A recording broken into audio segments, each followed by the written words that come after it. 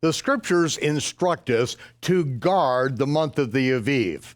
For in the month of the Aviv, we came out of Egypt. And it is in the month that the barley is Aviv in the land of Israel that we are to celebrate the Passover and the Feast of Unleavened Bread. During the Feast of Unleavened Bread, we offer the first fruits of the barley. That's why it has to be harvestable. It has to be Aviv in order to present it in the temple. And then we begin counting 7 Sabbaths. It's so important we are to count every day of these 7 Sabbaths to bring us to the Feast of Sevens, or Shavuot. These are all prophetic shadow pictures of good things to come. We were told to keep them forever.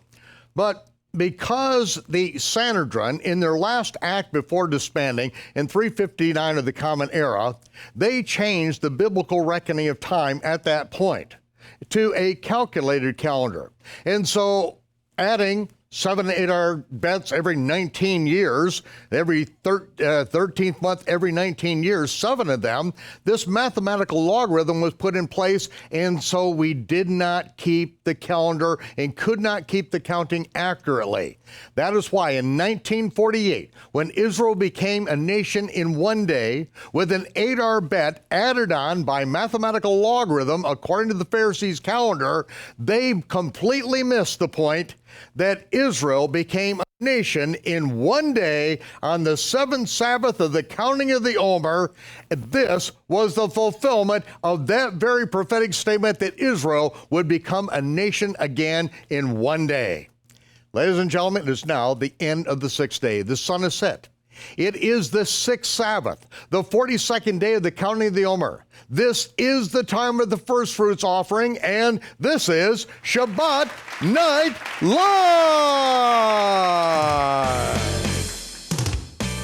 It's Shabbat Night Live from Charlotte, North Carolina, with your host, Michael Rood.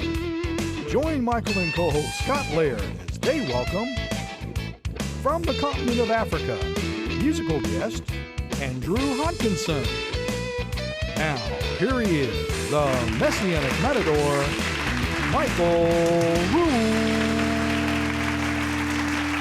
Well, Shabbat Shalom, Torah fans. Good Sabbath to all the followers of Yeshua Messiah out there in cyberspace and watching via broadcast television all over the globe. It's good to be with you here in person, by hologram, because I'm actually in the land of Israel right now, finishing up our tour. So, by the magic of television, I'm right here, still contending for the faith once delivered to the saints. And with me, we have Scott Laird, who is the director of the Chronological Gospels International Relations. It's good to have you here, Scott. Shabbat Shalom. Shabbat Shalom. Well, 6 weeks ago, we experienced our yearly Passover extravaganza in the conclusion of the Feast of Unleavened Bread. We are counting the Omer, the 7 Sabbaths, which we count day by day. And this is the time of year that we always go through lessons on the way to Mount Sinai. And this is easy for everyone around the world to be able to do this because we have these 7 DVDs, high-definition DVDs, where we take you on this journey from when we are leaving Egypt all the way to get to Mount Sinai. And the lessons that we learn on the way to Mount Sinai are absolutely critical. Ladies and gentlemen, if you want to learn the Torah, you need to do it in a methodical way, okay? It's not just starting with Genesis 1:1 and going your way through. It's really following what the revelation of the Almighty was to Israel, and then what transpired after Mount Sinai, and then coming all the way into the land. So make sure you get lessons on the way to Sinai. And this is a great companion to the Chronological Gospels, which we're going to be dealing with tonight. That's right, that's right. And so this week, I guess, would be the week before the commandments were given. They had no idea what was coming. That's right.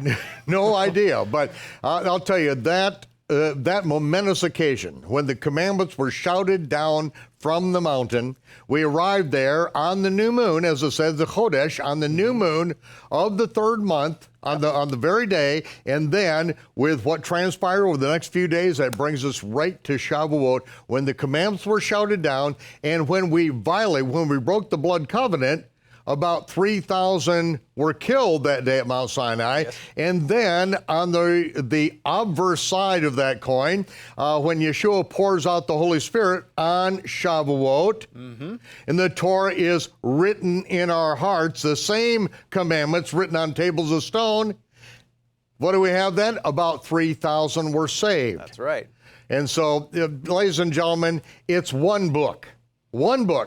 From Genesis 1:1 to Revelation 22:21, it's one book. It is one story, so make sure you understand the storyline, and this is a wonderful way to get started in it. As you know, the Torah is our schoolmaster to lead us to the Messiah. Unfortunately, most people have never even been to kindergarten with a schoolmaster and wouldn't know the real Messiah if he came up and on the street and slapped him upside the head, which I think They might know him at that point. Okay, well, I'll tell you, we have a lot of exciting things coming up on the calendar. Of course, many of you are watching us by way of Messianic.tv, where we run all through the week, and then we change the show up. And we are thankful to Messianic.tv for putting us on live, and then all through the week, you can catch us by way of Roku. They got the little $99 ones sometimes on sale for $79, and then on down. But if you've got internet that you can hook up to, hardwired to internet, bam, we can be right on there. As a matter of fact, I think there may be ways that it's wireless with your computer and with iPads, where there's an app for Roku, and so you can watch it high definition. Because what we do here, ladies and gentlemen, is the gospel of the kingdom in 3D HD. Well, maybe not 3D. We supply the third dimension, and you supply the high-definition television. We're on the Inspiration Network in more than 160 countries, also on live stream in high definition, and also on YouTube. On high-definition archives, we're on the Rood Awakening channel for YouTube, also www.roodawakening.tv, where you can get, what have we got? Over 400 television programs that is dealing with biblical matters. And this is not, you can't tune in and get any milk, okay? I figured you got to have some meat. Somebody has got to start feeding you some meat out there, okay? If you want some kind of, coddling, and, if you're immature, then, turn on something else, okay? This is meat. This is where you're going to get fed, and I hope you don't choke on it. Yeah, get out your steak knife. Yeah, there you go. Steak knives only allowed.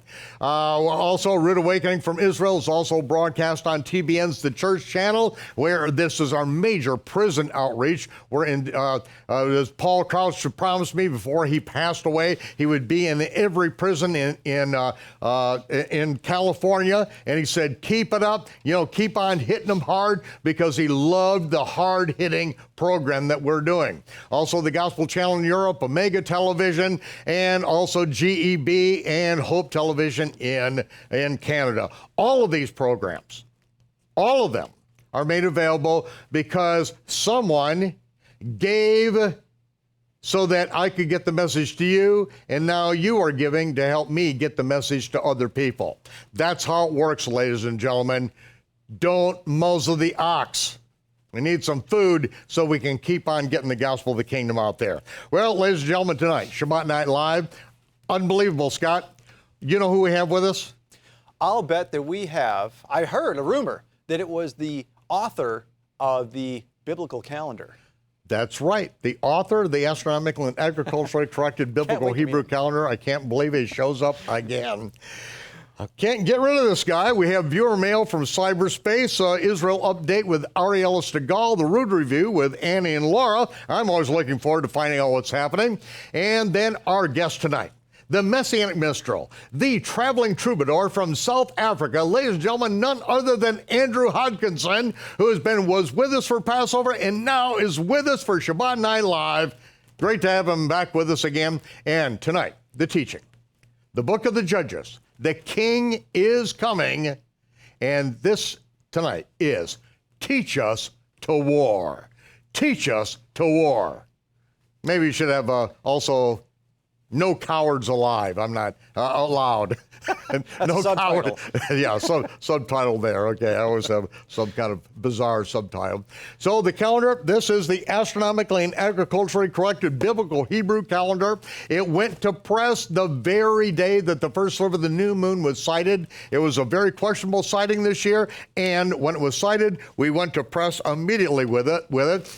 Because this is the Creator's calendar, which is based on the visible sighting of the renewed moon each month and the Aviv barley crop in the land of Israel each spring. This is based on mathematical calculations, based on the calculations of sighting the new moon from the 1 square meter plot in the middle of Jaffa Gate, and it gives it to you each month. This teaches you how the Creator's calendar works. Scott, we have something special in this year's calendar. Not only is it every page full of color, it's the most beautiful calendar we've ever done, but you have the head article following in Messiah's footsteps week by week. Tell us a little bit about this. Well, what we did was we decided to take people through Yeshua's 70-week ministry through the calendar. So what you can do is take your chronological gospels and match up the events in there with the actual day that they happened in the calendar. Now, some of them may not line up the way you think they do, but what we did is on certain ones, we decided that, if something happened on a Thursday, for example. And that was significant that it happened on a Thursday. Right. Then we would put it on the Thursday in the calendar itself, so you could see the sequence during the week of how something transpired. That's right. And to see exactly how it transpired, in the back of your chronological gospels, the calendar pages there are exactly according to the Julian calendar, which was put in place 42 years before Yeshua was born and remains the decimal point time clock of astrophysics to this very day, and according to the first sliver of the new moon, which is detailed to hundredths of a percent illumination, tenths of a degree above the horizon. Ladies and gentlemen, this has been the work of 38 years. People are now coming out with new calendars. They're calling the biblical calendar, but there's a difference. A Jewish calendar with Gregorian dates has nothing to do with reality. That's why I was pointing out. Israel became a nation one day on the seventh Sabbath at the counting of the Omer, according to the Creator's calendar, not the rabbinic calendar. The Almighty does not run the universe according to the rabbinic calendar. As a matter of fact, the Pharisees, when they made that calendar in 359, they said, we are making takanot. We are making a law which changes biblical law. Yeshua, in Matthew 23, in front of the multitude, his last sermon on the Temple Mount said, do not follow the takanot of the Pharisees. I mean, this is 300 years earlier. He said, when they come up with a calendar in the future, 300 years from now, don't go by it. Okay, but I know some of you don't, you say you're Messianic, but you really don't do what Yeshua said to do. Okay, just admit you're a fraud, and we can move on with reality here. Yeshua said, what part of don't follow the takanot maasim of the Pharisees don't you understand? Well, and with that. Oh, okay, so what's the date here? What is the date on the calendar here? Well, I know we're on the 42nd day of the Omer. Okay, that's right. We are on the 42nd day of the counting of the Omer. We've got one more week to prepare for Shavuot. I am in Israel right now, but I'm going to be on a plane in just a couple days after Shabbat, finishing up our archaeological tour extravaganza, and we are getting ready for Shavuot. And so this is a small group that's going to be with us, and this, ladies and gentlemen, is when we are launching. I've been saying this, I'm still committed to do this, launching the Chronological Gospels television program, which will air internationally. But I need some help. I've received some serious help, first of all, from Sarah and Reggie White, because Reggie signed several copies, and Sarah has donated the last 50 copies of Reggie's signed book, In the Trenches with Reggie White. She has donated that for this very event. And anyone who gives $1,000 or more to the Chronological Gospels so that we can get the lights, finish the set, and everything that it takes, everyone who gives gets not only this, but also the DVD of when I interviewed Reggie at the end of his stay with us in Israel. And this is Reggie White, the greatest week of my life, the Jerusalem interview. And this transpired a little more than a year before he passed away. But Reggie's legacy continues on to this day. I was speaking with Richard a while back, and he said, a man dies twice. Once when they put him in the grave, the second time when his name is spoken the last time. And Reggie's legacy continues on because he stood with us. And Reggie and Sarah donated the equipment, which is, some of it is in this studio. I'm looking at it right now. And this was done back in 2001. Yeah, their credits are on a lot of the videos. That's today. right. Reggie White is executive producer on the first Rood Awakening from Israel, the entire series that we did there.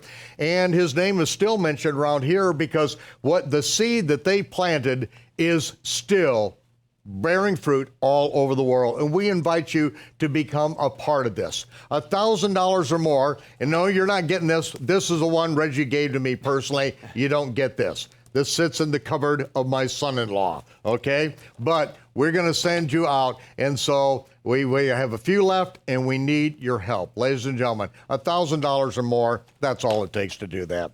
Well, please, join in with us, make this thing happen. Shavuot, we are going to be going live out there to the world, but this is when we launch the Chronological Gospels teaching series and we need executive producers to help to fund this. So if you can help fund it at a substantial gift, and we do appreciate every $1,000 gift, every $10 gift. We appreciate those of you whose lives have been touched by this ministry and help out. And just in honor to Reggie and by Sarah's request, the book only goes out to those giving $1,000 or more. So what we're going to do right now, we're going to go to viewer mail in just a moment. So we're going to be back right after a word for our sponsor. And you are the only one, so don't go away. Go ahead and call in, make it happen right now. Thank you.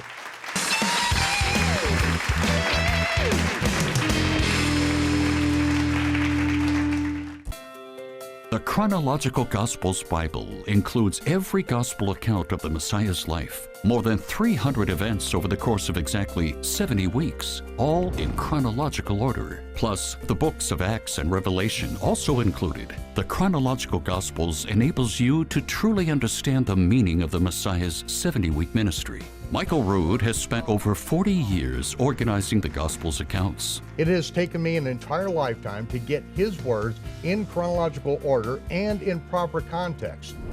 Right now, you can own the Chronological Gospels Bible for just $69. Matthew, Mark, Luke, John, the Acts, and Revelation, all in chronological order, plus historical and cultural commentary you won't find in any other Bible. For a more in-depth study, consider the Chronological Gospels Essentials Package, containing the Chronological Gospels Bible, a detailed timeline chart of the Messiah's 70-week ministry, plus the introduction to the Chronological Gospels 4-DVD set. Get the Essentials Package now for just $117.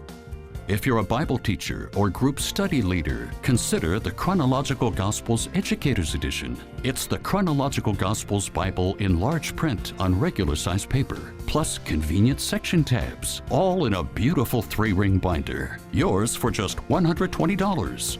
And for those who seek a deeper knowledge and understanding, get the ultimate collection, the Chronological Gospels Scholar Package. This package includes the Chronological Gospels Bible, the 4-DVD introduction set, the 70-week timeline chart, plus so much more. you get the entire Scholars Package for just $347, a savings of $97 off the retail price. Call or visit our website today to order your Chronological Gospels Bible or one of these package sets.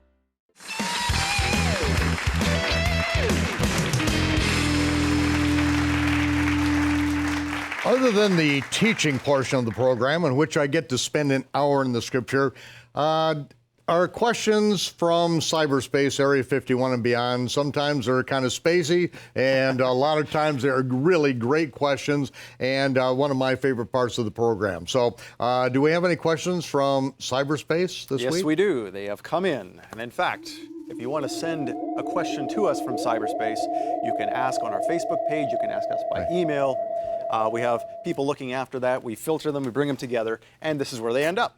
So, many different ways to do that. The first question from Chris. Chris asks, please explain, what is a woman really supposed to do or say in reference to the ministry? Is a woman allowed to preach, for example? Shavuot is dealing with this particular situation here, and I'll have to draw it from memory, because he says, I suffer, or that's King James, I suffer not a woman to teach. But the word teach is the same word that's used for debate, or usurp authority over the man. Now, first of all, you know, when it speaks of the man, when it's a definite article the, you have to say, you know, what is it defining? Because it is pointing, the definite article, the, that, or this, is a definite article that points at the object, clearly defining it. And so what is it clearly defining? It is speaking of her husband, her man, the man that she is to be subject under, the one that her desire is to, and that he is the head of the house.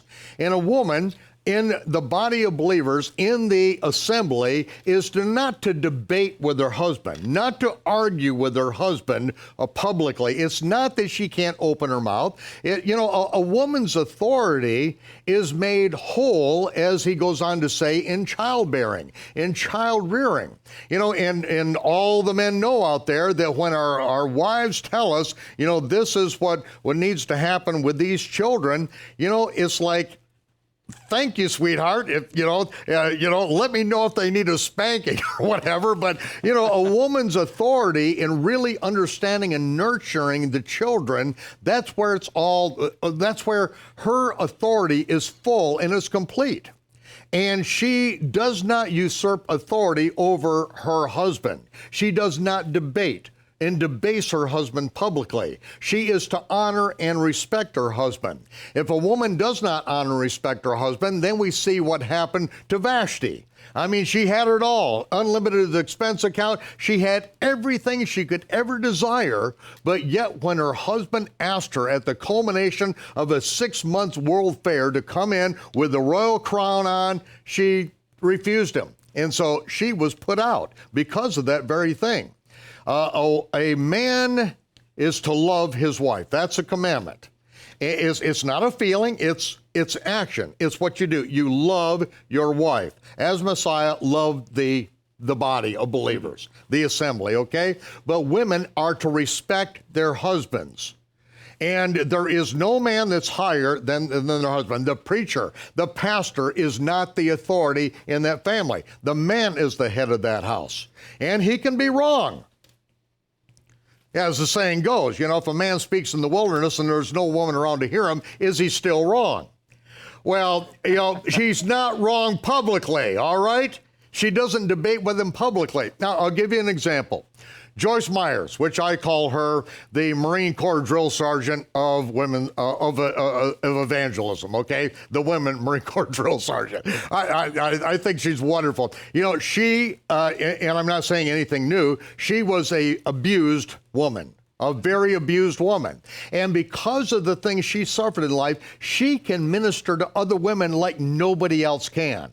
No man has ever walked in her shoes. Now, does she usurp authority over her husband? No. She's the one on the stage, but she is under his authority. And so, things in order, you know, can a woman preach? Can a woman teach? Yeah, but as long as she's not usurping authority over her husband, women have a lot of good things to do and a lot of great things to say. My daughters write books, and it's mainly for families and for children because that's where their authority is complete. They're no longer under my covering, they're under their husband's covering, and thankfully, I've got sons-in-law who are better at it than I am. All right. Tim asks, the Bible mentions milking camels, Genesis 32:15. Is camel milk something permitted by the Torah? Or is this a mistranslation, or is it simply referring to female camels that are in their fertile years? Okay, all right. All right, now I'm going to let you answer that because because you're from Canada, but you do have a command of the English language, even though, okay? Well, yeah. So is this a noun? Is it an adjective? Well, a milking camel, it's an adjective. Milking is adjective. A milking camel, as in a camel. It's not a verb, milking camel. No, you're not milking. No. You're not to drink the milk of the camel. It is referring to a camel that is in its fertile years. Yes, Tim's third assumption is correct there. It's a female camel able to rear young, etc. Okay. Yeah, so that's simple. To get the adjectives rather than the verb in that is an important part of the English language. So, Yes. this is good because the Bible is written, brings over into our language. And so if there's really a question, you can go back into the Hebrew on this. This one, all we have to do is really look at the English language. We've got an answer. That's right. Now, And don't go milking a camel. You could try, but you might hurt yourself. Now, Francois. Oh, yeah, that's right. Speaking of our northern neighbors, Francois asks, in 1 Corinthians 10:2, were the people baptized into Moses or into the Torah? Neither. They were baptized by Moses in the Red Sea. Okay. Moses was the one that was commanded to lift up your rod. And it talks about this, it's a figure. It is we all drank of that rock, that spiritual rock, which was Messiah. See, the rock didn't follow them, as it says in King James. The rock which followed them, the word them is not even in the text. The rock which followed. The rock represented the Messiah which followed. And that's why Moses was not allowed to go in the promised land, and Aaron, both of them. Because when he was first commanded to strike the rock back at Mount Sinai, 40 years later, just before going into the land at Kadesh Barnea, he was told to declare the rock, but he struck it, he smote it again, destroying the prophetic shadow picture of the Messiah. Shaul understood that rock represented the Messiah, who was to be smitten once and afterward to be declared. But because he broke the prophetic shadow picture, he was not allowed to go into the land. Likewise, we were baptized, mikvahed by Moses in the sea. When we went through the Red Sea, and that closed up behind us under the leadership of Moses, who was our deliverer. He was in the place of God. Remember, Aaron was in the place of Moses as his mouthpiece. But when we went through the Red Sea and it closed up, that is a type of mikvah that the past is gone. Egypt is in the past, and we are to walk in newness of life. And this is why I go through this in much detail on the mikvah, the doctrine of baptisms, which is a DVD that was filmed in Israel, right there at the Jordan River, right down below my house. So understand the doctrine of baptisms, plural, we understand what this mikvah is all about. So that's a very good question. All right. We have one final question from Melissa. Melissa asks, there are two incidents in the Gospels where Yeshua cast demons from someone across the Galilee and cast them into the pigs. Are these two separate incidents or the same one with slightly different details? Okay, now, this transpired. Who wrote this? This was Melissa. Okay, Melissa, first of all, we know that this transpired after Shavuot and before Yom Teruah. So we go to the I-1, Index 1, and we take a look at this from Shavuot to Yom Teruah. That is section 4, begins on page 91. And so then all I have to do is go to section 4 here in the index itself. And we see that, and go on down the line here. All right, here it is, incident number 88. Yeshua heals, and I'm going to read right from the index, Yeshua heals 2 naked, demon-possessed men living in the tombs in the area of Gera, which is at the foot of Susita, which is the northernmost of the 10 Roman cities, the Decapolis. Mark and Luke focus on one of the men who was possessed by legion. Now, I already really gave you the answer right in the index, but to get the full answer, go to page 91. Is that it? Or page 88? Incident 88. Incident 88. I already forgot what incident it was. Okay, here we've actually have a picture here. Yeshua heals 2 naked, demon-possessed men living in the tombs in the area of Gera. Now, they're living in a tomb, they're 2 men, they're naked, and they're possessed.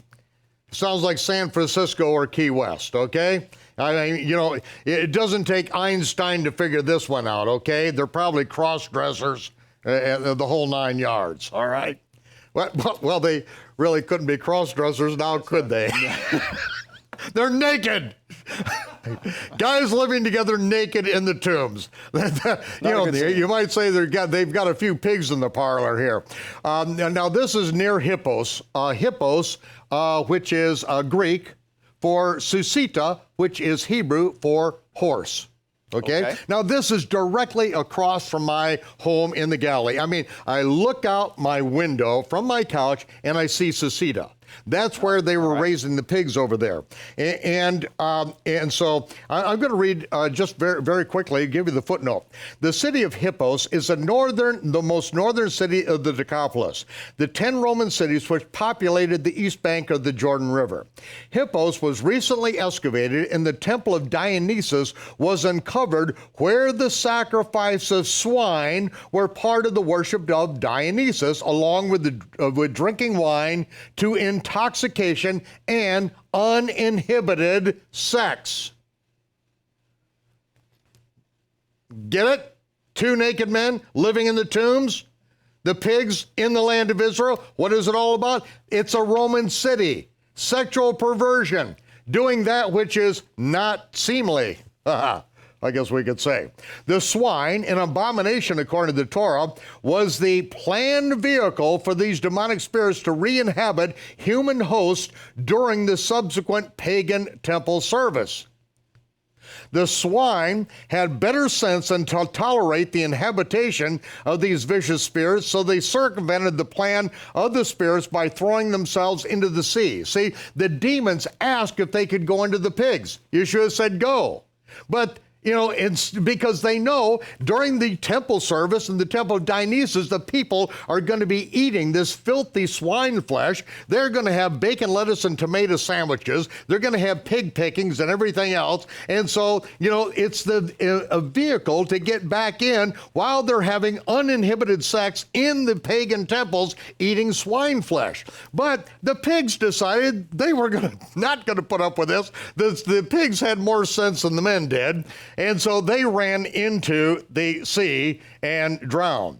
The inhabitants of the city were furious. This mass swine suicide represented tens of thousands of dollars in lost temple assets to these pagans. The King James says they besought Jesus to depart out of their coast, which is understated in such bland religious terms. These people would have been screaming at the top of their lungs, "Get out of here before we kill you, you Jew! Get out of here! Get out of here!" They besought him to depart out of their coast. Oh, please, King James, it's like written for pansies. No, it's like, these people, tens of thousands of dollars just ran down in the sea. The entire temple service is circumvented. They messed it up. The next Sunday school picnic, where they serve swine flesh, is ruined. So, the point is, 2 Gospels focus in on the one called Legion, but actually 2 were delivered. And why is it focused on them? Because the one inhabited by Legion said, "Master, let me go with you. Let me go with you." Yeshua said, "No, you go back. go back to your friends, go back to your family, and show them the deliverance. See, sometimes, ladies and gentlemen, that is where we are planted, and you speak the truth because you can reach people that no one else can reach after you receive that deliverance, and Yeshua is your Lord and Master. We're going to be right back after this word for our sponsor.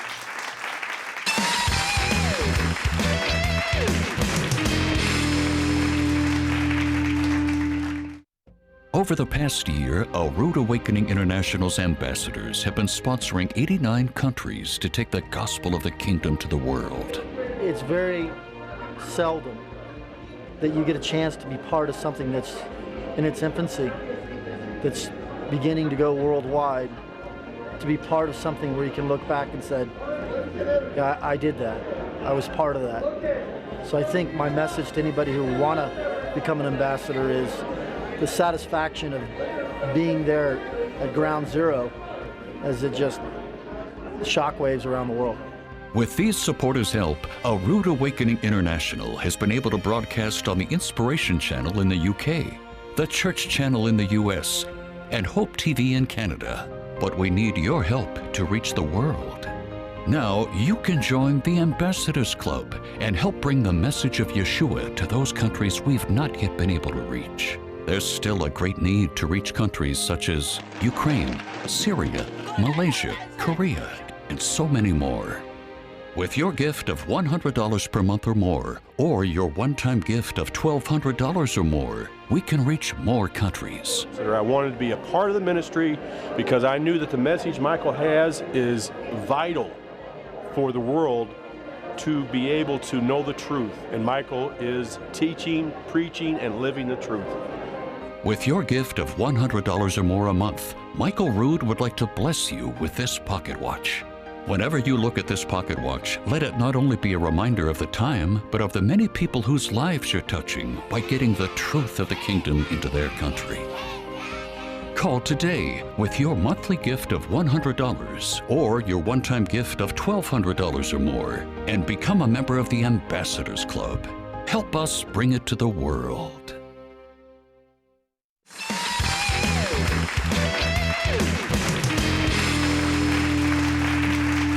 Welcome back to Shabbat Night Live. Michael and I were just talking about Passover and how we're past Passover by several weeks, but we have an offer with the Chronological Gospels that is going to continue through Shavuot, and that is the greatest Passover story never told.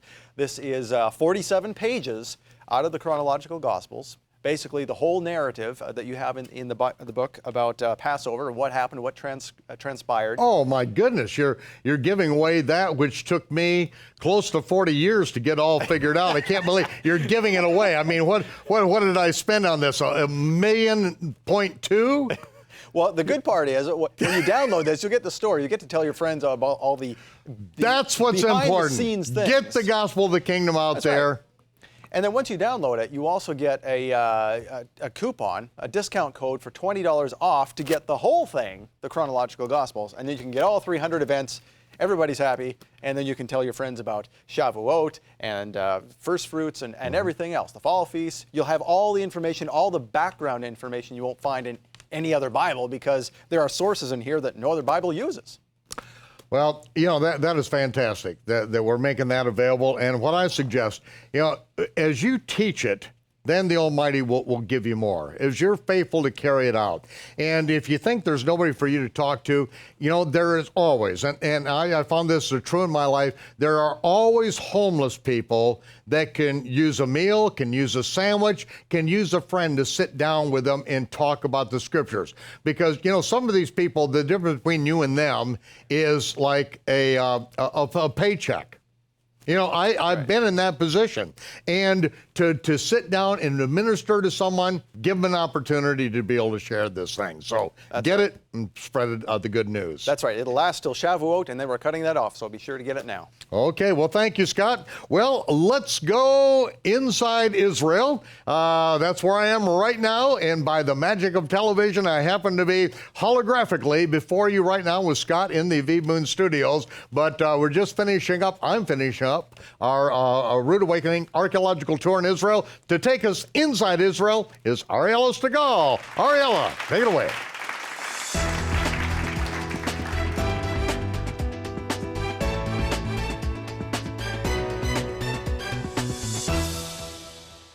Thank you, Michael. Welcome back to Inside Israel for Shabbat Night Live. I'm Ariella Stegall. Israel and Japan began their relationship on May 15, 1952, when Japan recognized Israel and an Israeli legation opened in Tokyo. Years prior to this, the Ehud Plan was discussed in 1934 in terms of settling thousands, if not tens of thousands of Jewish refugees escaping Nazi-occupied Europe. After Japan joined allegiance with Germany and Italy in 1939, aiding Jewish refugees in their escape became impossible. However, Tsunei Sugihara began issuing transit visas against orders from Tokyo to escaping Jews. He saved more than 6,000 Jewish lives. Since this time, Israel and Japan's bond has grown. With Israel on one end of Asia and Japan on the other, they have worked together for peace. In related news, in the middle of May, Prime Minister Benjamin Netanyahu met with Prime Minister Shinzo Abe in Tokyo. They discussed the challenges Israel and Japan have in common. The first among them is a threat that is posed by rogue states arming themselves with nuclear weapons. North Korea's development of nuclear weapons and ballistic missiles is certainly a clear and present danger. The same term equally applies to the Iranian nuclear program as well. Both countries are in agreement of taking necessary means to bringing this terror to an end. These two countries, from the opposite ends of Asia, are striving for the same goals of peace, hoping to bridge the gap across war-torn Asia. I'm Ariella Stegall. See you next week on Inside Israel.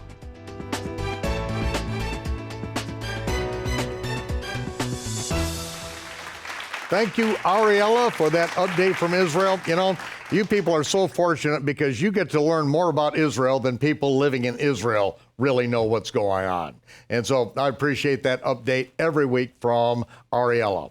Well, ladies and gentlemen, we have a special guest that has come all the way from the other side of the world, from South Africa. He is the Messianic minstrel who is with us for Passover this year, and was able to spend a good bit of time with us here at the V Moon Studios in fellowship together. Ladies and gentlemen, the traveling troubadour from South Africa, Andrew Hodkinson. Andrew, good to have you here, brother. Thank you so much for having me.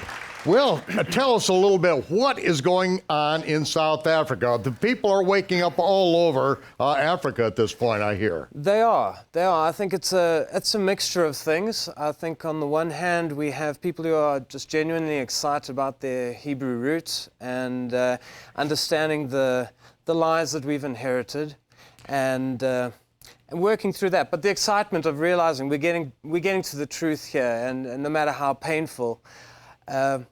Now, talking about what you inherited, a lot of the population of South Africa, the white population, actually came from a different part of the world, did they not? We did. We've got basically two main groups of white people in South Africa. People sometimes are shocked to see a white African, but we exist. Mm-hmm. And the first place is Britain, a lot of British people, and then the second is Dutch settlers who are called Afrikaners. Mm-hmm. And we have a basic Protestant background. A Protestant background, a lot of missionaries going down there. Dutch Reform. Absolutely, yeah. And a lot of French Huguenots fleeing the Catholic Church. Mm-hmm. Kind of very similar story to the Puritan origins of America. That's right. Fleeing persecution, wanting to be a set-apart people. South Africa, we have some baggage and becoming that set-apart people, but we're working with that. That's right. Well, we're going through the same issues here. You know, as Jeremiah said, in the last days there would be a revival where the Gentiles would come to Israel from the ends of the earth and understand and cry out for the abominations they inherited. And through the years in Jerusalem, so many people from South Africa, we'd meet together. And, my family's from Amsterdam, from Holland, Dutch background, and down, I'm meeting all my relatives. I mean, Our office is in Rood down there in, at part of Johannesburg. That's right. And so, it's a very Christian culture, right.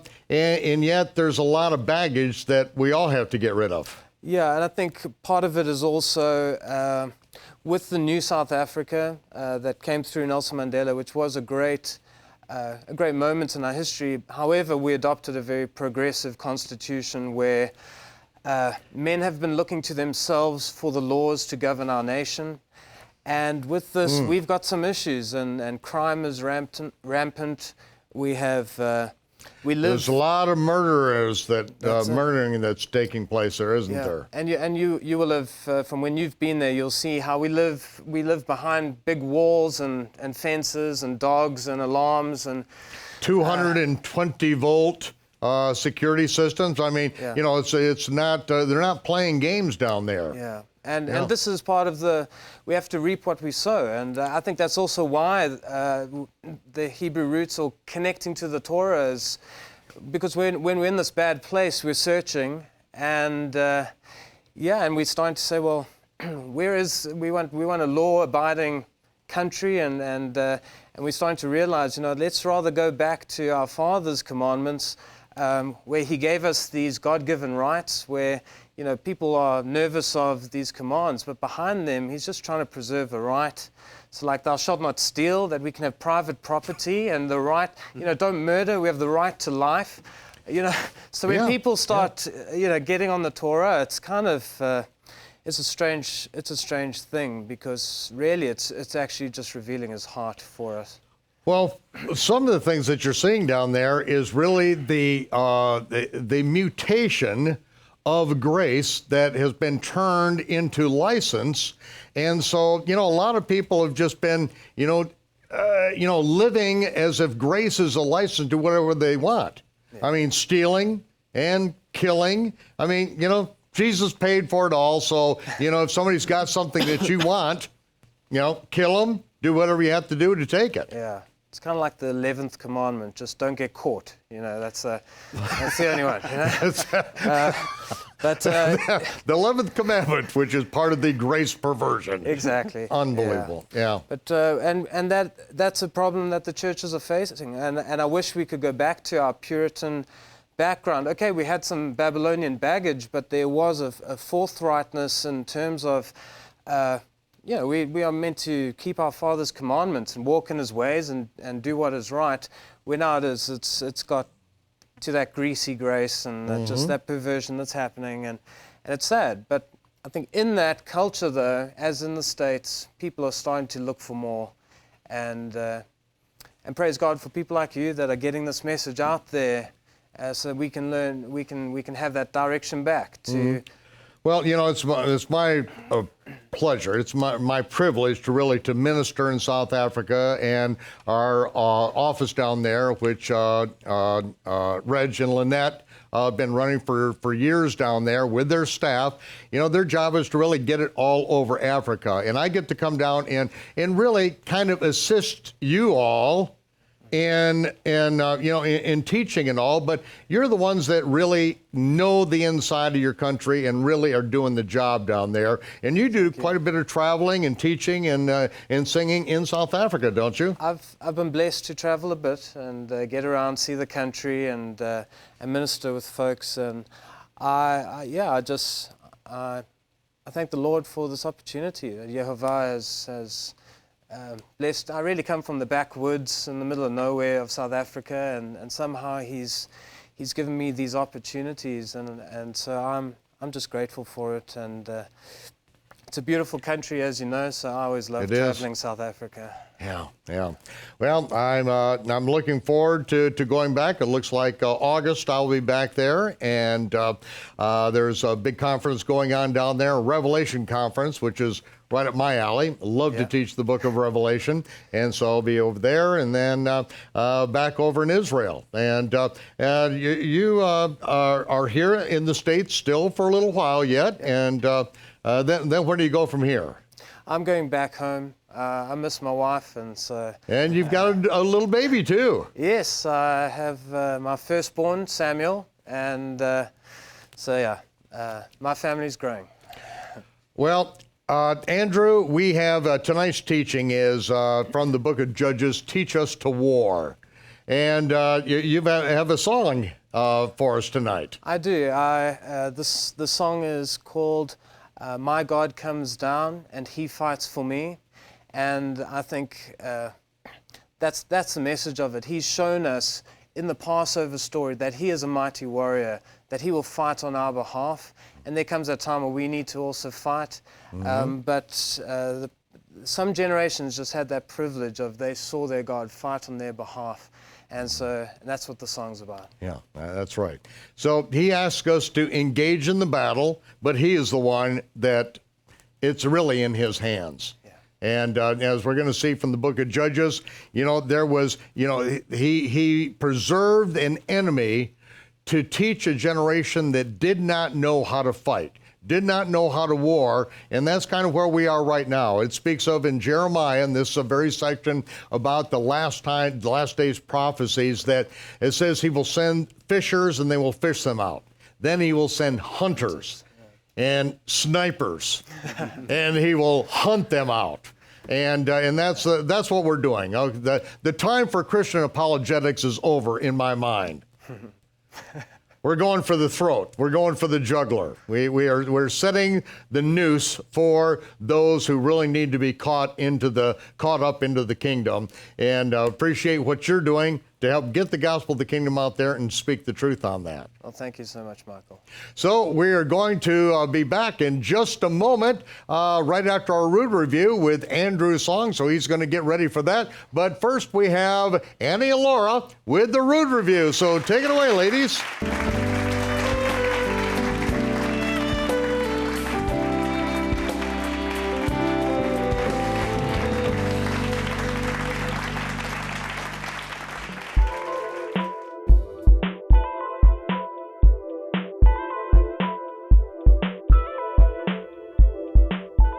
Hi, I'm Annie. And I'm Laura. And you're here in time for the Rood Review. And you're here in time for something. I am so excited about June's love gift. What is it? Rude interruption. Annie is so excited about a bag of rocks. If that's the case, you better tell me those rocks are from like Jerusalem or something. Not only Jerusalem, but the surrounding areas of the Temple Mount. Oh, so they really are? They really are. So if you've never been to Israel, or you've never had, or you don't have the opportunity to go, we're going to bring it to you. So these are rocks from the Holy Land that we would like to send to you for any donation of $50 or more. Oh, these are great. I've never been, but now I can say that it has been to me. Amen. And what I have here is for a donation of $150 or more. You'll not only receive the rocks from the Temple Mount, but you'll also receive this framed picture of Isaiah 53. And it's a replica of the Dead Sea Scroll. So I'm going to hold it up for you. It comes framed and it's beautiful. It's nice. It's an exact replica. It's very heavy and sturdy. And of course, this is the scripture that talks about the Messiah. Oh, just in time for Michael's Messiah dilemma. Exactly. This would be great. All right, I love this, Annie. That would look wonderful in my living room. And it is from Israel. That would look wonderful in my living room. I bet so. For $150 or more, it could be. But it is from the land of Israel, handcrafted and handmade. So this is great. Well, what they can do then, if you go to aroodawakening.tv/Holyland, kept it easy, /Holyland, you can find the Holy Land gift for the month of June. Very appropriate. It's beautiful. Good job, Annie. I like it. Now, speaking of appropriate, it really has no tie-in. I just wanted to say that. I feel it would be appropriate for you to join us next week. What's next week, Annie? Shavuot. And event means what? Laura. Crazy Laura, live with Rood Review Live. We love it when we get to be live on stage with Michael. Laura loves it. It's going to be, fun will be had by all. So you should join us next week for Shabbat Night Live, which is June 6th on Messianic TV, and see the Shavuot special Shabbat Night Live. And then Sunday on the 8th, we're going to have a Shavuot teaching. So we want you to join us there too. Go to aroodawakening.tv/Shavuot2014, Shavuot 2014, to get more details.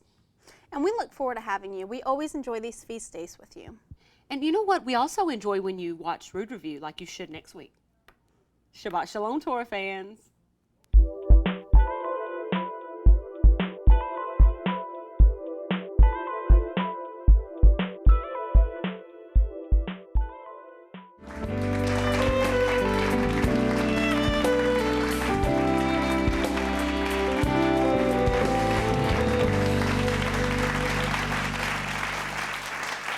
And now, ladies and gentlemen, Andrew Hodgkinson with My God Comes Down and He Fights for Me. And after the song, please join me in the tent of Abraham for the Kiddush, for the bread and the wine, and then teach us to war.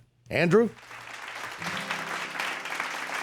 Oh, lend me your ears, I've a story to tell.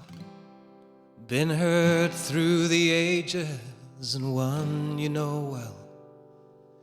Abraham's tribe in Egypt was bound till our chains fell off and salvation was found. We didn't lift a finger, still we were led out. With the wealth of Egypt, we followed that cloud. But the armies of Pharaoh came out to make war. Their armies were strong, but we had the Lord, and though we were trapped between them and the sea, the waters parted. I know it's hard to believe when all other gods say we must fight to be free. But my God comes down and He fights for me. And so on the banks we sang in that hour, your right hand, O Lord, was majestic in power. The horse and the rider you thrown to the sea. Your right hand, O Lord, shattered the enemy.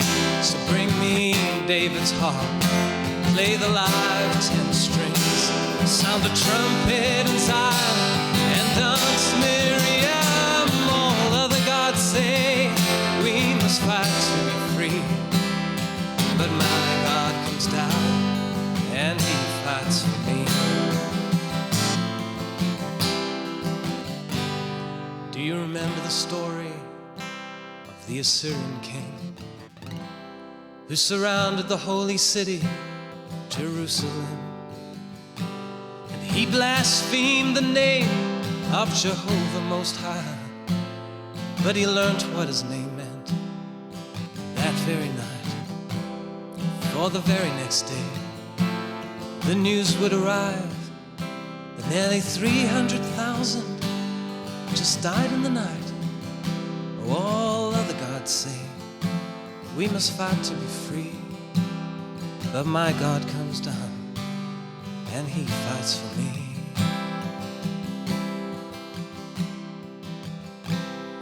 Still there's a story that brings tears to my eyes, that the fullness of heaven put on flesh to die.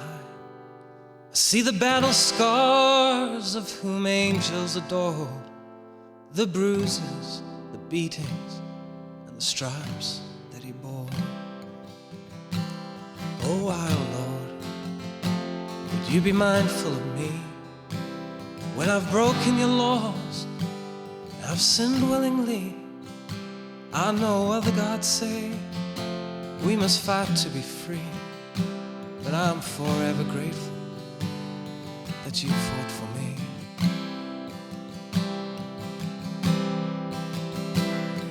And still there will be one great story to tell, and I know it will happen because the prophets foretell that trials will come, we'll be down on our knees. If something doesn't happen soon, we'd cease to be. But a trumpet shall sound, and the dead will arise. And Lord of mercy, I'll be there at His side, and I'll say, other gods say, we must fight to be free. But my God comes down, and He fights for me.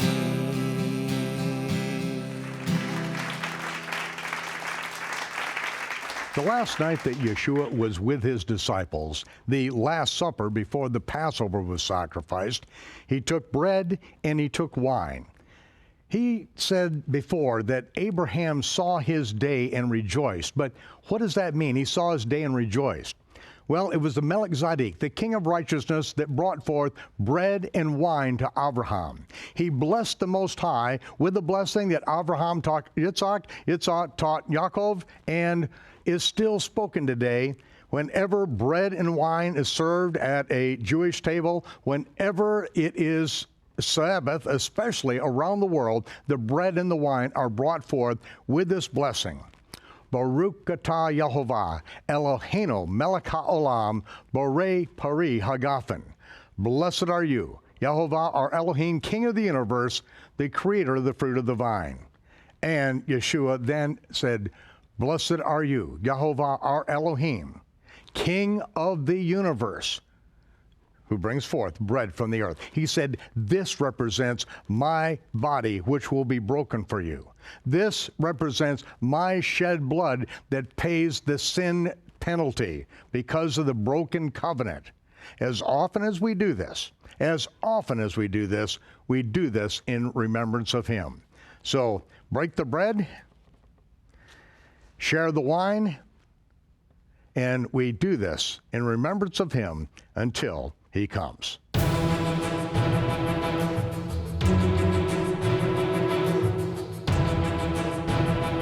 This is the Judges. The King is coming. This episode, Teach Us to War. We are in the opening of the book of the Judges. After spending several weeks laying the foundations, which takes us all the way back to Deuteronomy and then through Joshua to find out the standard by which the judges are going to be judges of Israel, to find out what standard the people are going to have to adhere to. In order to understand this, we had to go through Deuteronomy, which is all of the law that Moses laid out in one standing right there before he sent Joshua over the Jordan River to take the promised land. It was his famous last words that are encapsulated in Deuteronomy in the entire book that shows the ways of the Almighty, where Israel before had just seen his acts. And now they are understanding his ways and the importance of cleaning ourselves up and keeping ourselves clean from all of the pagan sun god worship that had been brought into the land that was promised to Israel, but it was all brought in by the Canaanites. This cursed group of people, the grandson of Noah, Canaan, with his sexual perversion, and then at the confusion of the languages, taking all of the Babylonian sun worship and squatting on this parcel of land, and then these festering, this sweltering infestation of the sexual perversion that was predominant in the land that would have contaminated the entire planet had the Almighty not stepped in. First, by raining fire and brimstone down upon Sodom, Gomorrah, Admah, and Zeboim, and then later on by sending Israel in there to take these people out. We were instructed that we are not to be contaminated in any way with the way that they worship and serve their gods. That we were to look at these things and we were to go just the opposite way. We are not even to let the names of these pagan gods come out of our mouths. And so when we came into the land, we were supposed to completely subdue it. But in the book of Judges, we find out that we did not completely subdue it. And even though those warriors that came in could have and should have completely subdued the enemy, should have wiped them out, instead, they put them under taxation. And they lived among them. Then intermarriage started to happen. And finally, the angel that brought us into the land with a mighty hand, with his sword in hand, finally gathered the nation together and said, that's it. You have refused the counsel of the Almighty. You were told to listen to me in everything. You didn't do it. Now you are going to have to live among these pagan sun god worshipers. They are going to be thorns in your eyes. They are going to be pricks in your sides. They are going to be vexing you all of the days of your life. But yet the people did follow Yehovah until that generation died and then a new nation, a new group of people, their offspring, who never saw the hand of the Almighty in parting the Red Sea as little children, didn't see the hand of the Almighty as he parted the Jordan River and we went across on dry ground, didn't see the wars and what happened when we marched around Jericho these 7 days and the walls came down and we completely destroyed the oldest city on the planet, Jericho. They never saw this. And so now an entire generation is growing up in the middle of all this pagan sun worship, and they are getting involved in it. And this is when the Almighty gives us this insight. Judges chapter 3, verse 1. Now these are the nations which Jehovah left to prove Israel by them, even as many of Israel as had not known all the wars of Canaan. So this right here, they had not known the wars of Canaan. They really did not know and did not see the hand of the Almighty. And so it says that only that the generations of the children of Israel might know, to teach them war, at the least, such as before knew nothing thereof. So these Canaanites are left in the land so that the children of Israel might learn war, to teach them to war. Now, this is significant, ladies and gentlemen, because this whole idea that Jesus came to bring peace to the earth, well, I think somebody forgot to tell Yeshua about it, because he said, I didn't come to bring peace. I came to bring a sword. I came to separate fathers from sons and daughters from mothers and to split families up. He came to put the plumb line down. This is the truth. Get it on this side of the truth or pack your trash. He did not come to bring peace on earth. He came to bring division. He came to, again, to show us what war is all about. Because it is this war that these children of Israel, these offspring who never knew what it was like to have something that was worth risking your life for. And these people are going to have to learn it the hard way. There are some things in life that are worth fighting for. There are some things in life that are worth dying for. And people in the Christian world, in the Messianic world, just want everything to be nice and calm, and everything is just wonderful. And, and they think that because you get attacked, I've had this happen in my ministry where people have literally attempted to steal the ministry, all of my intellectual property, all of my videos, everything I worked years and a lifetime to accumulate. They tried to steal it and thought they could get away with it, and got other believers to agree with them because they could get a piece of the action and they could get some of the equipment that I had acquired over years and years of work. And they promised them that, hey, all you have to do is go against Rood on the internet. All you have to do is your little Shabbat service that a handful of people attend, but yet people are watching it around the world. All you have to do is attack Rood and you'll become famous. And what we'll do is that when we get all this equipment, then we'll do television programs and you'll be the star of it. And so I had Messianic leaders, who actually got on board to attack me, and so many people, this is so sad. This is so sad that this has to happen. And it's so sad that there has to be division and there has to be warfare. So bad. Well, ladies and gentlemen, that's life.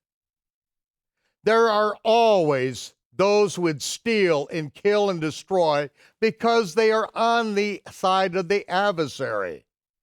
Satan does not want the truth of the gospel to go out. And so he inspires people to conspire together to attack and destroy. And if I just lay down for the sake of peace and having peace and tranquility, That isn't me. I would never do that. I would never lay down and quit in order for there to be peace. War. It's war. This is war. We are taking the devil's property. Ladies and gentlemen, we are in a fight. We are in a war whether we want to be in a war or not.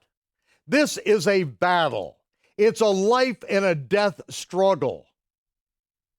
If you don't want to be in combat, if you don't want to be in war, then, go the right way the rest of the world. Go join some, limp-wristed, mamby-pamby church that just preaches the social gospel and everything is okay and doesn't hold the standard of the word out there and just, go there, okay? You want a feel-good message, there are plenty of grinning, toothy people on Christian television that will give you some kind of platitudes.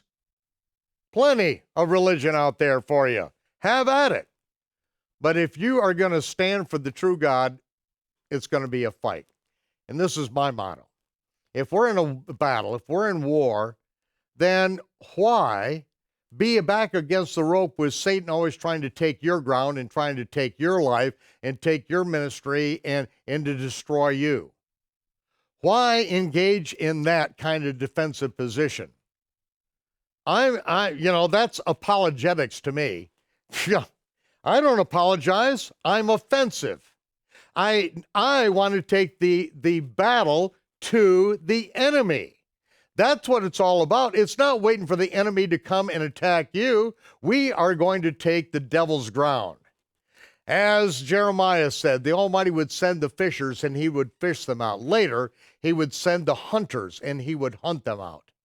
Yeshua called men to be fishers of men in his day and time, to fish them out.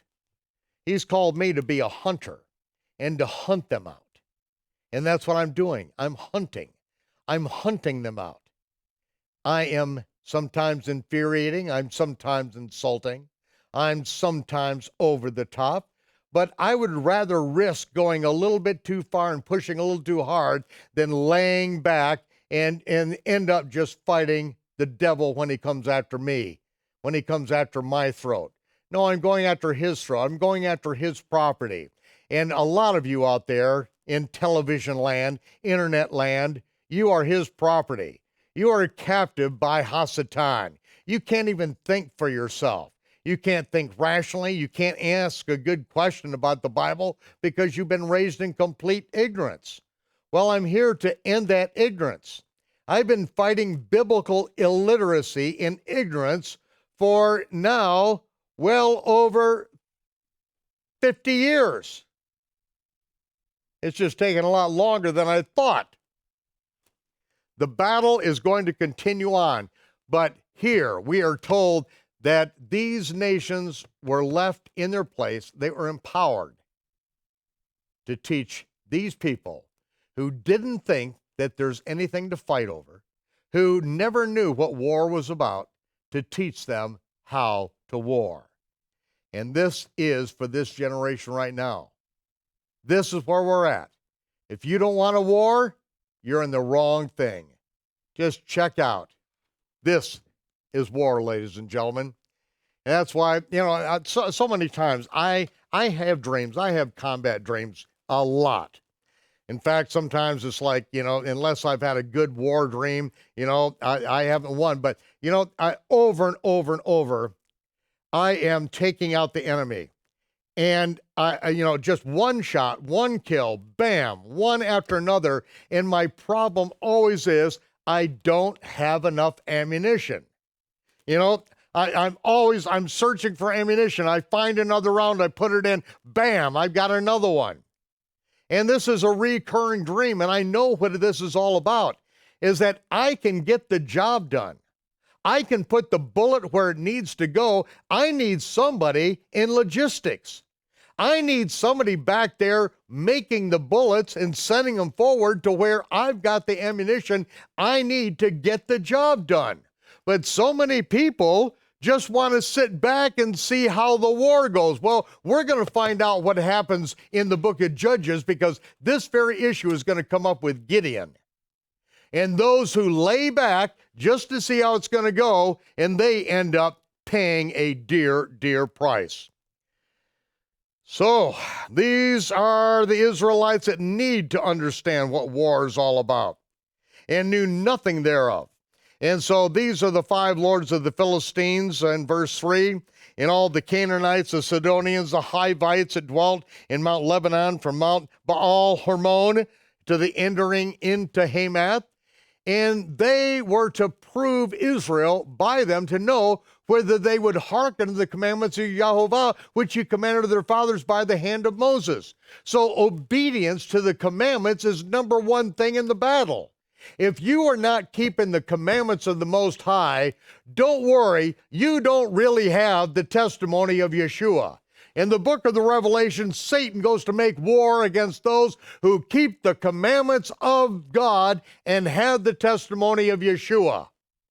He's not worried about those who think that they have the testimony of Yeshua, and is talking about the sweet baby, 8-pound, 6-ounce baby Jesus, and blessed art thou. No, who keep the commandments and have the testimony of the real Messiah, the real Yeshua, not the one that's been made up by your sick, twisted church, but the real one. Verse 5, and the children of Israel, they had to dwell among the Canaanites, the Hivites, the Amorites, the Perizzites, the Hivites, the Jebusites, and they took their daughters to be their wives and gave their daughters to their sons. And then they ended up serving their gods. Solomon gets into the same thing hundreds of years later. And it says that the children of Israel did evil in the sight of Yahovah, and they forgot Yahovah, their Elohim. They served Baalim and the groves. And this is what these phallic symbols are. The graveyards or grove yards. You know, take a look at them all around America. If you see these tall spire, these trees, these groves, these are phallic symbols. You know, eternal life. You know, plant the people in the ground and reincarnation. That's what that stuff is all about, ladies and gentlemen. And that's why the anger, it says in verse 8, the anger of Yahovah was hot against Israel. And he sold them into the hand of Cushan Rishathaim. Cushan Rishathaim, the king of Mesopotamia. And the children of Israel served Cushan Rishathaim 8 years. It sounds like 2 presidential terms. And when the children of Israel cried to Yahovah because they were in bondage to a foreign leader, they raised their taxes to the roof, put them trillions of dollars in debt. Then when they cried out, then Yahovah raised up a deliverer to the children of Israel, who delivered them. And who is it? Othniel, the son of Kenaz, Caleb's younger brother, the one that got Achsah to wife. And so he raised him up, and the spirit of Yahovah came upon him. This is grace, ladies and gentlemen. When the spirit of Yahovah comes upon you, you are empowered to do the impossible. I can do all things through Messiah who strengthens me. It is his grace that strengthens him. And his grace didn't start at Pentecost. In fact, the word grace appears more in the Torah and the prophets than it does in the New Testament writings. Doesn't mean that grace ended at the day of Pentecost either. No, grace is the divine empowerment. The spirit of Yahovah came upon him, and he judged Israel. First of all, he judged Israel, called them to the standard. They repented, and then he went to war. 2 parts, ladies and gentlemen. You get your life right before you go to war. Make sure that you're right with the Most High, then you go to war. And then it says, Yahovah delivered Cushan Rishathaim, king of Mesopotamia, into his hand, into Othniel's hand, and his hand prevailed against him. And then the land had rest for 40 years. Because the people were living according to the scripture. But then Othniel died. And then once again, the children of Israel did that which is evil in the sight of Jehovah. And so Jehovah strengthened Eglon, the king of Moab, against Israel, because Israel had done evil in his sight. And what is evil? It's what the Torah says is evil. What's an abomination? What the Torah says is an abomination. What is sin? Just as it says in 1 John, sin is the violation of the Torah. That's what it is. It never changes. It's the standard by which we are judged. It is the standard that judges our character, whether we're going to compromise or whether we're going to obey. And you want to go into bondage? Just try the Almighty, because nothing changes, ladies and gentlemen. Right now in America, we are under mercy, not under grace. Grace is the empowerment to live a holy, a righteous, and a godly life in the middle of a sick, twisted, and perverse world. Mercy is withheld, merited, deserved judgment. That's where we are. Grace is never a license. Anyone who even suggests that grace is a license doesn't know what grace is. They are a grace pervert. They are leading the people of the Most High down the path of destruction, right down to the day of judgment when Yeshua says, "Depart from me, I never knew you." That's what the purveyors of the grace perversion are doing. Preach mercy, throw yourself in the mercy of heaven, say, "Please don't judge us, let us get our act together." And then by his grace, he empowers us to do the impossible. That's really what we're looking to accomplish. And so, because they had done evil in his sight, verse 13, he gathered to him the children of Ammon and Amalek, and he went and smote Israel. So Eglon possessed the city of palm trees, and so the children of Israel served Eglon, the king of Moab, 18 years. Remember the Ammonites and the Moabites? These are the offspring of Lot, and they are going to be putting the thumb on Israel now. They should have been serving them, but no, now Israel is serving them. But when the children of Israel cried to Jehovah, then Jehovah raised them up a deliverer, Ehud. First of all, they cried to him. And what is this crying? There has to be repentance. It's not just, "Oh, save us and our sin." No, it's forgive us. We repent. We have been living in sin. We are against your Torah. And so because we cried out, he raised up Ehud, the son of Gera. He's a Benjamite, notorious for being left-handed. And this man was left-handed. And so the children of Israel sent Eglon a present. You know, this is like a little taxation or something to smooth things over. And they sent it by Ehud. And so Ehud made him a dagger, a two-edged dagger, a cubit in length, which is either 20.62 inches, or which is the cubit in the handbreadth, or the standard cubit, which would fit a man better, a cubit, a dagger, the length of a man's cubit, his exact cubit, because now he can put it under his right thigh. So he puts it under his right thigh with the hilt in the down position, and he's got this strapped up to his right thigh with the point of the blade up by his upper hip. And so now he's going to take a present to Eglon. And so he brought the present to Eglon, the king of Moab, and he was just so excited. And Eglon was somebody who shopped a lot at Walmart, it says. He was a very fat man.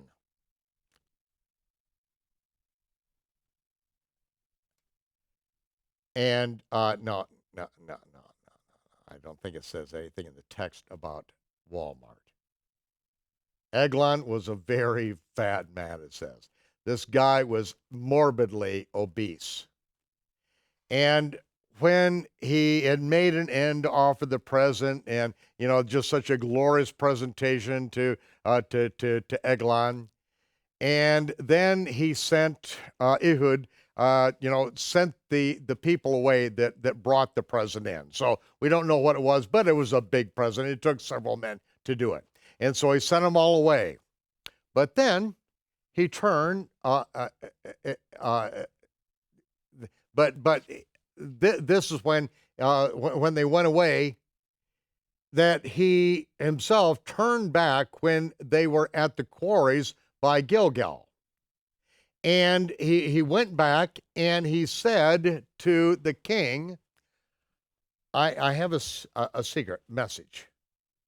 And so I'd like to keep this thing quiet and just between you and me. And after this beautiful present that he received, the king said, okay, keep quiet. And so all the servants of Eglon, he said, leave us alone for a little bit. We have something we want to talk about here. And so he sent everyone out. And so Ehud came to him. And Eglon was sitting in the summer palace. And he said to him, I have a message from God to you. And so he got up. And so he went forward to speak to him. And as he approached the king to whisper in his ear, he reached down with his left hand, took out the dagger, and then thrust it into the belly of the king. And it says that he was so fat that the hilt went in after the blade, and the fat closed up in over the blade, and he couldn't get the dagger out. I mean, this is a handmade dagger, and he really wants it back. And he tries to pull it out, and he's reefing and yanking on it, and as he pulls it out, it says all the dirt came out, which is a euphemism. All the dirt came out. His bowels gushed out, and it let forth an incredibly atrocious odor. And so then Ehud, he went forth from the porch, he shut the doors of the parlor, and he locked them. And so when he went out, then the servants of Eglon came, and when they saw that the doors of the parlor were locked, they said, surely our master, the king, covers his feet in his summer chamber. Covers his feet is a figure of speech, you could say dropping his drawers. He is relieving himself in his summer chamber. They could smell it. And the doors are locked, so he figured, okay, well, and so they tarried, it says in verse 25, they tarried until they were ashamed. And then, finally, they said, something is wrong. They called out to him, nothing. And so they took a key, they got another key, they opened, and there he was. Their master was dead, fallen down to the earth. And in the meanwhile, Ehud escaped while they were waiting outside, waiting for, the king to get through with his necessary duties. And so that's when Ehud passed on beyond the quarries and escaped. And it came to pass, when he came all the way out and got out there, he blew a trumpet in Mount Ephraim, and the children of Israel all came down with him from the mount. And then he said, follow me, for Yehovah hath delivered your enemies, the Moabites, into your hand. And they went down after him. They took the fords of the Jordan toward Moab and didn't allow a man to pass. And they slew of Moab at that time, it says 10,000 men, all lusty, all real warriors, men of valor, and there escaped not a single man. So Moab was subdued that day under the hand of Israel, and the land had rest for 80 years. We're going to take a short break, and this is where you get involved in the war. We need ammunition, ladies and gentlemen. We need those of you, we need Rosie the Riveter out there to be building planes. We need ammunition. We need those of you who are working out there in the outside world to help support this, because we have a big crew here with big families that are making this available to the entire world free of charge. And as you know, there is no free lunch in life. Nothing is free. Nothing is free except what you are receiving. We are freely giving of that which cost us a great deal. You are freely receiving. Now, as Yeshua said, freely you have received, you freely give. It's your time to be a part. Step up, get us some ammunition. We need it now. It's time to lock and load. This is the fight. See you in a minute.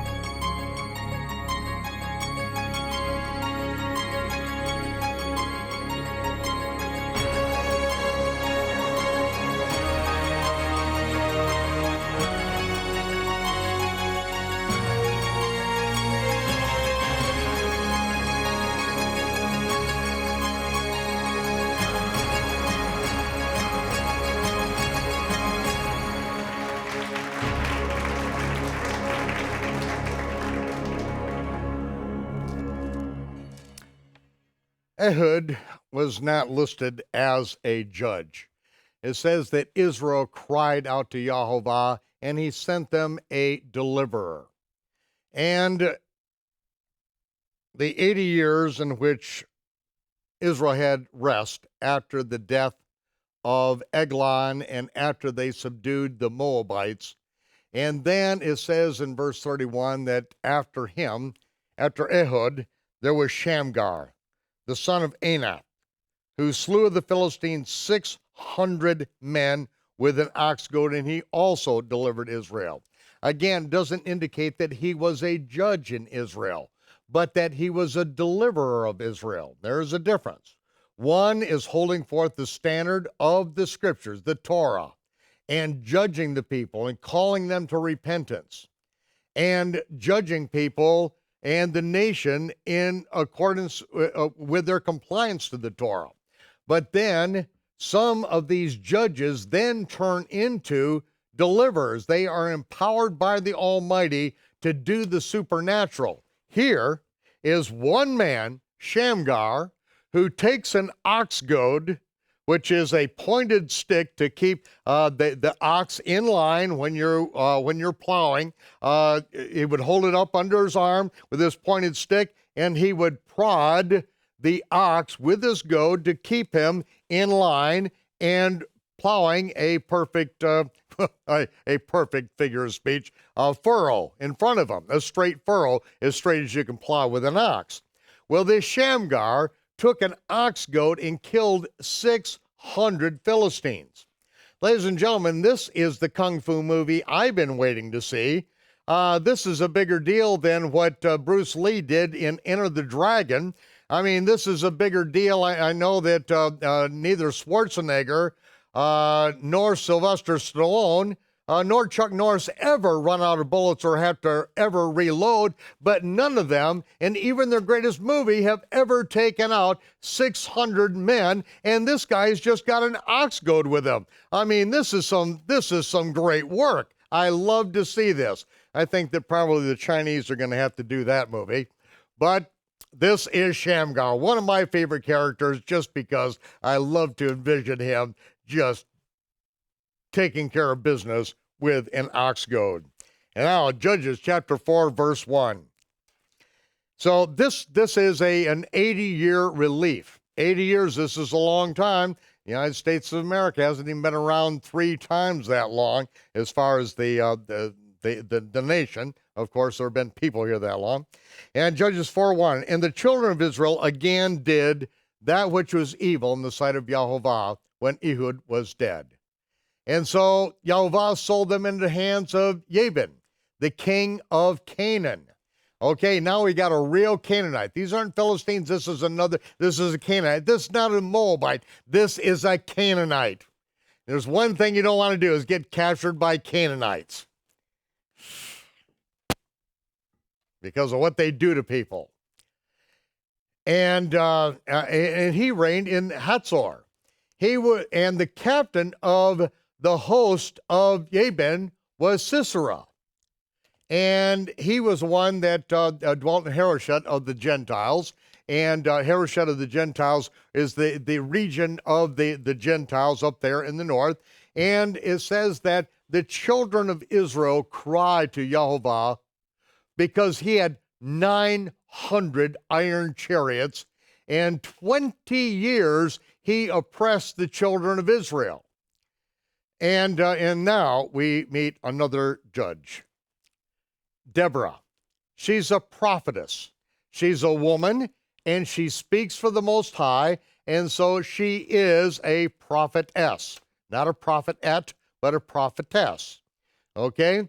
And it says that she is the wife of Lapidoth, and she judged Israel at that time. So here's a woman who is judging in accordance with the Torah. She is a prophetess. She is a preacher or a representative of the Most High. Not necessarily does she foretell the future, as we understand what the word prophet means, both in Old English and in the scripture, Nevi'im. Navi is not one who foretells the future, but one who represents the Most High, or represents the city. The mayor of a city was called, in England, the prophet, because he was a spokesman for the city. So she was a prophetess, and she judged Israel at that time. This is after the death of Ehud. And she dwelt under the palm tree of Deborah, between Ramah and Bethel in Mount Ephraim. Now, isn't that a coincidence that Deborah, dwelt under the palm tree of Deborah? It's almost like Lou Gehrig dying of Lou Gehrig's disease. Who could have expected that? Here's Deborah dwelling under the tree of Deborah between Ramah and Bethel and Mount Ephraim, and the children of Israel came up to her for judgment. Again, ladies and gentlemen, right here it tells us in very plain words so that nobody can misunderstand that they come to her for judgment because she is going to judge according to the standard of judgment of right and wrong, of righteousness, which is the Torah. And at that time, she sent and called Barak.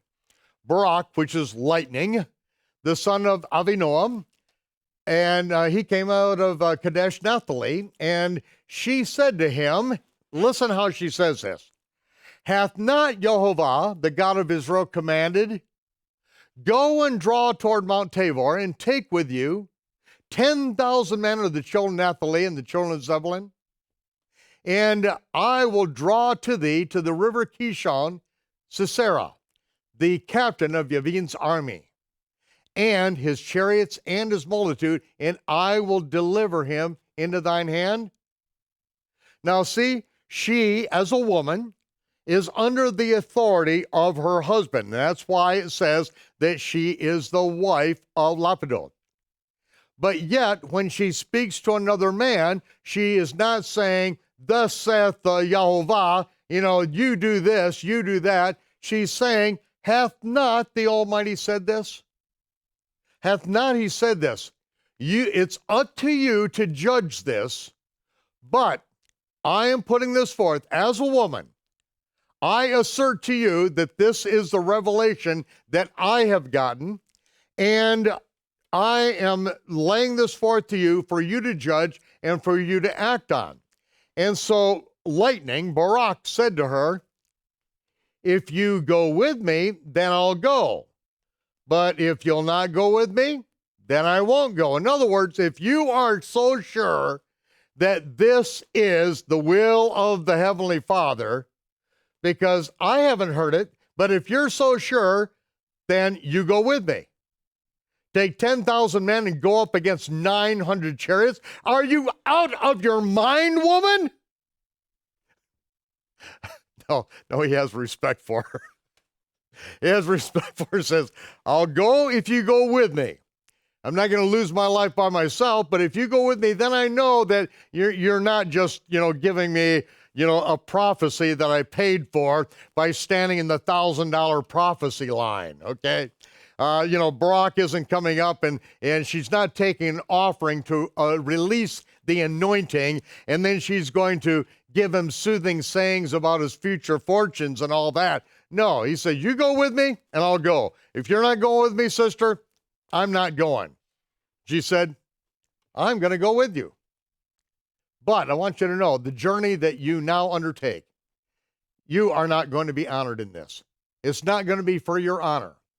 Yahovah shall sell Sisera into the hands of a woman. Now, of course, they would think that it would be Deborah. But she is speaking prophetically that because you won't take this on yourself, the honor is going to go to a woman. So Deborah arose and went with Barak to Kadesh. And it's actually Ein Kadesh. And I love this story because this is right down below my house in Israel. When I walk across the little road and go down into the mango orchard and the olives and keep on going down, I end up at Ein Kadesh. Now, it's now called Ein Perea because a little over 20 years ago, when the tourist industry was really developing in Israel, Ein Kadesh, it's impossible to get there by a bus. It's very difficult in an automobile. It's just the roads are just impassable by a bus. And so if you can't get a bus there to make it a tourist area, what they did is that they moved Ein Kadesh 20 miles north and renamed this Ein Perea, or the Ein, or the spring of fruitfulness. Where I live, it's called Fruitful. And so, but it really happened down there. And so, I've actually sat in the ruins of Ein Kadesh, right down there at the spring, and read through this. As a matter of fact, I did a Shabbat Night Live a few years ago, right down there, talking about this, because you can see the very path that they would take from there to get over to the mountain behind the house. And so let's continue on. And so Barak called Zebulun and Naphtali to Kadesh, and he went up with 10,000 men at his feet. Deborah went up with him. And now, we got verse 11. Now, this is a parenthesis, Eber, the Canaanite, which was of the children of Moab, the father-in-law of Moses. Again, it tells us the Canaanites are from the lineage of the father-in-law of Moses, and they had severed themselves. He had severed himself from the Canaanites, and Heber, he was a Canaanite, but he severed himself from the Canaanites, and he pitched his tent in the plain of Zaanaim. Which Naim, this is in the new, in the Gospels where Yeshua raised the young boy from Naim. It's right over in that same area, which is by Kadesh. And it says they showed Sisera that Barak, the son of Avinoam, had gone up to Mount Tabor. And so they are feeding information. They are feeding information to Sisera these Canaanites are. And so they told Sisera that Barak had gone up to Mount Tabor. And Sisera gathered together all of his chariots, 900 iron chariots, okay? These things were armor plated, ladies and gentlemen. This is like a high-speed shield that Goliath stood behind. Remember that he had a shield bearer that was made of metal that would stand in front of him, and he would fight from behind it. This is a chariot, a high-speed 1 or 2 horse chariot that is a battle shield, and like these are bad vehicles. This is an Abrams tank. This is a Merkava of its time. And they're on foot. And all of the people that were with him, from Hareshet of the Gentiles to the river of Kishon, it was not only 900 chariots, but he had thousands and thousands of troops. And Deborah said to Barak, "Up, get up. This is the day which Jehovah hath delivered Sisera into your hand. Has not Jehovah gone out before thee?" So Barak went down from Mount Tabor, and 10,000 men after him, and Jehovah discomfited Sisera and all his chariots and all his hosts with the edge of the sword before Barak, so that Sisera lighted down off his chariot and fled off his feet. Now, let's stop here for just a minute, because what is down at the base of Mount Tabor, which, right from Perea, when you look over the back mountain, we actually look for the first sliver of the new moon right off from Mount Tabor over there. It's not that far away. But down at the base of Mount Tabor is a river. It is dry most of the time, but at this point, it's not dry. These iron chariots are down in the valley. They make their attack, and the chariots get mired in the mud and the clay, and these chariots are absolutely worthless. You can't do anything with them now. They're stuck, 900 of them. And so Sisera, who is the captain of the army, gets down off his chariot. He takes off on foot, but Barak pursued after the chariots and after the host, and all the way to Hareshet of the Gentiles, and all the host of Sisera fell upon the edge of the sword. There was not a man left. They completely annihilated these people that had held them in fear and bondage for all these decades. And then it says that Sisera fled away on foot and got to the tent of Jael, the wife of Eber, the Canaanite, who had separated themselves from the rest of the Canaanites. Eber, who had actually told Sisera where his foe was, where the Israelites were. And it tells us that there was peace between Jabin, the king of Hatzor, and the house of Eber the Canaanite. So they were in league together. And so this is a good place for Sisera to go. And so he went to Jael, and she went out to meet him and said, turn in, my lord, turn in, don't fear." And when he turned into her tent, she covered him with a mantle. Now she's entered into the protection into the tent there. Her husband obviously is not there. Remember, her husband had gone out to warn Sisera and to let him know where Barak is and where the 10,000 Israelites are. And so they make the attack on him when they're on Mount Tabor. They're going to take him down, but they get mired in and they get completely wiped out. And so he said, he's in the battle, he said, "Give me, I pray, a little water to drink. I'm thirsty." And so she opened a bottle of milk and gave him to drink. Now, she opens a bottle of milk. The only way to preserve milk out in the desert is to salt it. It is a salted drink. And so here we see a picture of the covenant of salt, where, she's covered with a mantle. He's entered in of the threshold of the tent, and now it's under the protection of this woman. And she gave him a drink, she covered him, and he said to her, stand in the door of the tent. And when any man comes and asks and say, is there anybody here? Is there any man here? You're going to say no. And then Jael took a nail, a tent peg. It's a serious nail of a tent. And took a hammer in her hand and went softly to him and smote the nail into his temples, fastened it down into the ground while he was asleep, and so he died. We find out that she actually nails his head into the ground, and then she cuts his head off, and there it is. His body is separated from his head. That's how he actually died. So he died. And behold, as Barak pursued Sisera, Jael came out and said to him, come, and I will show you the man who you seek.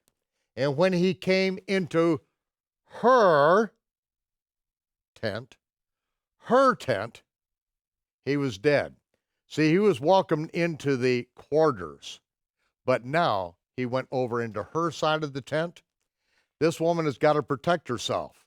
This powerful, wealthy man is found asleep in her side of the tent, in her tent. What if her husband is the next one that comes along? And here we've got this big general who's sleeping in her side of the tent. What does this look like? It looks like her honor and her life is at stake. So what does she do? She takes a tent peg and says, this is going to be nailed his temples to the ground, sliced off his head. And it says, so God subdued on that day Jabin, the king of Canaan, before the children of Israel. And the hand of the children of Israel prospered and prevailed against Jabin, the king of Canaan, and until they had destroyed the king of Canaan. And now, in Judges 5:1, this is beautiful. Then sang Deborah and Barak, the son of Abinoam, on that day. And it went something like this. Okay, I really have no idea how the song went, but in Hebrew, it would have been a good, catchy tune. Praise Yahovah for the avenging of Israel, when the people willingly offered themselves. 10,000 people who could have gone to their death, but know the Almighty is teaching them war, that there's something worth living for and there's something worth dying for, because there is a resurrection. The people willingly offered themselves. They said, if it cost us our lives, we will do it. Hear, O ye kings, give ear, O ye princes. I will sing to Yahovah, I will sing praise to Yahovah, the God of Israel. Yahovah, when you went out of Seir, when you marched out of the field of Edom, the earth trembled and the heavens dropped, the clouds dropped water. The mountains melted before Yahovah. Sinai melted before Yahovah, the God of Israel.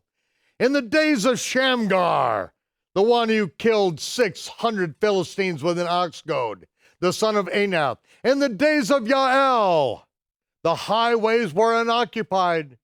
The travelers walked through byways. We were afraid. We were not free in our country. The inhabitants of the small villages ceased. They ceased in Israel until I, Deborah, arose. I arose a mother in Israel. They chose new gods. Then there was war in the gates. Was there a shield or spear seen among 40,000 in Israel? No. They weren't allowed to have any weapons of war. You go up against 900 chariots and all you've got are the things to harvest crops with. My heart toward the governors of Israel that offered themselves willingly among the people. These people willingly gave their lives. Bless Yehovah. Bless Yehovah. This is holy ground, and it is holy. Even those who fight for a valiant cause, those who fight for that which is right and die fighting for the right, it is a more holy sacrifice and a more honorable thing than those who fight for the right and live on. Those who fight for the right and die doing the right thing, their reward is greater than those who fight for the right and live to see another day. Bless ye Yehovah. Speak, ye that ride on white asses, ye that sit in judgment, and that is the sign of a judge, those who ride on white asses. White, pure judgment. Ye that sit in judgment and walk by the way, speak, speak, you judges. Speak the truth, they that are delivered from the noise of archers and the places of drawing water. There shall they rehearse the righteous acts of Yehovah, even the righteous acts toward the inhabitants of the villages of Israel. Then shall the people of Yehovah go down to the gates. Awake, awake, Deborah, awake, awake, utter a song, arise, Barak, and lead thy captivity captive, thou son of Avinoam. Then he made him that remaineth have dominion over the nobles among the people. Yehovah made me have dominion over the Almighty, over the mighty. Out of Ephraim there was a root of them against Amalek. After thee, Benjamin, among thy people, out of Machir came down the governors, and out of Zebulun those who handled the pen of the writer. And the princes of Issachar, they were with Deborah. Even Issachar, and also Barak, he was sent on foot into the valley. On foot, when against 900 chariots.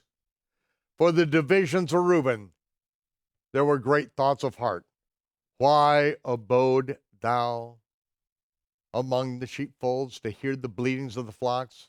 For the divisions of Reuben, there were great searchings of heart. We're going to have to cease right now because she is going to go on and say what happened to those who did not come to the battle. We'll have to pick it up next week, but until then, Yahweh bless you, keep you, make his face to shine upon you, and be gracious unto you. In the name of Yeshua, amen.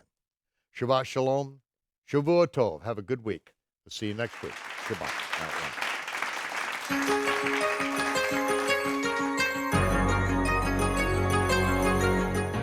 Ladies and gentlemen, it takes an extreme amount of energy, time, and money to make these broadcasts available, these teachings available to you and to those around the world.